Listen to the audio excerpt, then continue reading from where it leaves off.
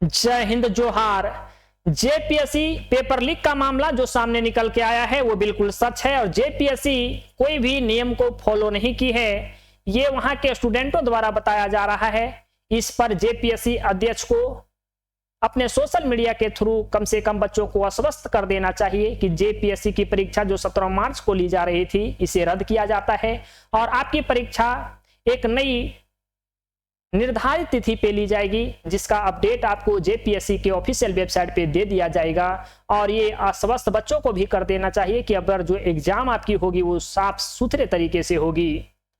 हालांकि जितने भी नियम जेपीएससी के द्वारा बच्चों के लिए बनाए गए थे वो खुद जेपीएससी के कर्मचारियों द्वारा अनुपालन नहीं किया गया है। जेपीएससी एडमिट कार्ड जारी करने से 2 दिन पहले एक नोटिस जारी की थी जिसमें यही बताई थी कि अगर आप वही फोटो को अपने साथ लेकर के जाएंगे, साथ ही साथ वैसे प्रमाण को अपने साथ लेकर के जाएंगे जिसमें आपका फोटो हो, अर्थात आधार कार्ड आपका चेक होगा आपको सेंटर में प्रवेश करने से पहले, तो कम से कम आप फोटो लेकर के जाइएगा, जो वही फोटो जो आप फॉर्म भरते वक्त डाले थे। ना यहाँ फोटो चेक किया गया है, ना ही आपका एडमिट कार्ड वहां चेक किया गया है और ऐसी मामला जामताड़ा और चतरा के कुछ सेंटरों से निकल के आ रही है। साथ ही साथ सेंटर पे पहुंचे बच्चे जो एग्जाम देने वाले थे उनके द्वारा कई प्रकार के प्रमाण हम लोगों तक पहुंचाए जा रहे हैं, चाहे वो वीडियो के माध्यम से हो या कागजी कोई प्रमाण हो। परीक्षा केंद्र पर ना ही प्रवेश करते समय एडमिट कार्ड देखा गया है, ना ही फोटो मिलाया गया है, मतलब कोई भी किसी का एग्जाम दे करके निकल सकता था। जेपीएससी की रवैया ऐसी थी। जेपीएससी में कार्यरत कर्मचारी लोग जेपीएससी कैंडिडेट के ना तो एडमिट कार्ड देख रहे थे, ना ही उन लोगों का फोटो देख रहे थे। इससे यह साफ पता चलता है कि जेपीएससी किस प्रकार से बच्चों के साथ लापरवाही की है। मतलब किसी का एग्जाम कोई व्यक्ति दे सकता था, क्योंकि कुछ चेक ही नहीं किया जा रहा है, ना तो प्रमाण कुछ चेक किए जा रहे हैं, ना ही कोई एडमिट कार्ड चेक किए जा रहे हैं, ना ही फोटो चेक किए जा रहे हैं।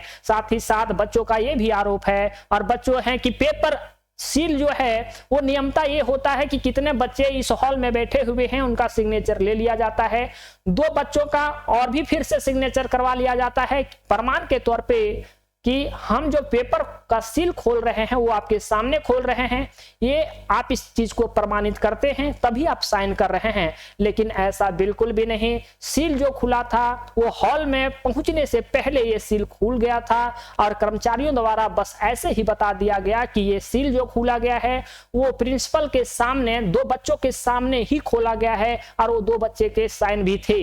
तो क्या बच्चों के साइन थे तो क्या ऑफिस में ही बच्चों का साइन ले लिया जाता है? नहीं, वो नियम है कि आप हॉल में बच्चों का साइन लेंगे और सभी बच्चों के समक्ष ही साइन लेंगे। उन्हीं हॉल में बैठे बच्चों में बैठे 2 बच्चों का आप साइन लेंगे ताकि सभी बच्चे वहां देख पा रहे होते हैं कि मेरा जो पेपर जो खुला है वो हम लोगों के सामने ही खुला हुआ है। तो पेपर जो सील खुला हुआ था वो बच्चों के सामने नहीं खोला गया था, वो पेपर जो सील था वो पहले से ही खोल दिया गया था। साथ ही साथ आंसर शीट और जो क्वेश्चन बुकलेट थे उसका नंबर अलग अलग पाया गया है। अगर आप बुकलेट का नंबर अलग देते हैं, आंसर शीट का नंबर अलग होता है, तो ऐसे स्थिति में वो तो पेपर पहले ही रिजेक्ट हो जाएगा। पेपर नंबर नहीं मिलेगा, आपका आंसर शीट नंबर नहीं मिलेगा, आपका क्वेश्चन बुकलेट नंबर नहीं मिलेगा, तो ऐसे रिजल्ट तो उसका निकलेगा नहीं, तो ऐसे ही उसका पेपर लीक हो जाता है। तो कुल मिलाकर के देखिए कि जो जेपीएससी के द्वारा जितने भी निर्देश जारी किए गए थे खुद ही जेपीएससी इसका अनुपालन नहीं की है और वो अपना लापरवाही की है। इस प्रकार से अभी जेपीएससी के अध्यक्ष से अनुरोध किया जा रहा है कि आप अपने कोई सोशल मीडिया के थ्रू आप किसी भी प्रकार से या तो जेपीएससी के ऑफिशियल वेबसाइट पे ये एक नोटिस आप जारी कर दे कि जेपीएससी की परीक्षा जो 17 मार्च को निर्धारित की गई थी या ली जा रही थी उसको रद्द किया जाता है, क्योंकि पेपर लीक का मामला सामने निकल के आया है और इसके कई प्रमाण कई प्रूफ जो हैं वो मेरे पास है और कई लोगों के पास है। ये कहने वाली बातें नहीं होगी, लगातार ये सोशल मीडिया पे बच्चे जो हैं ये प्रूफ भी दे रहे हैं, तो अब यहाँ कोई प्रूफ की आवश्यकता नहीं पड़ती है। तो यही थी बाबू, अब आपको किसी प्रकार से जेपीएससी के प्रति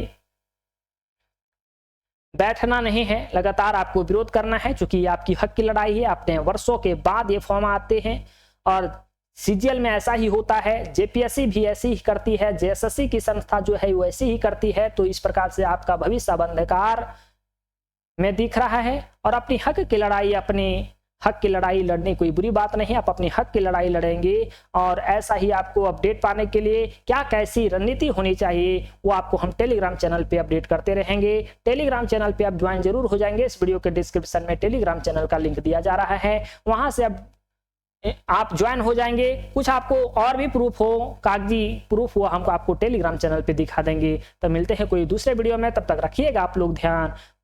जय हिंद।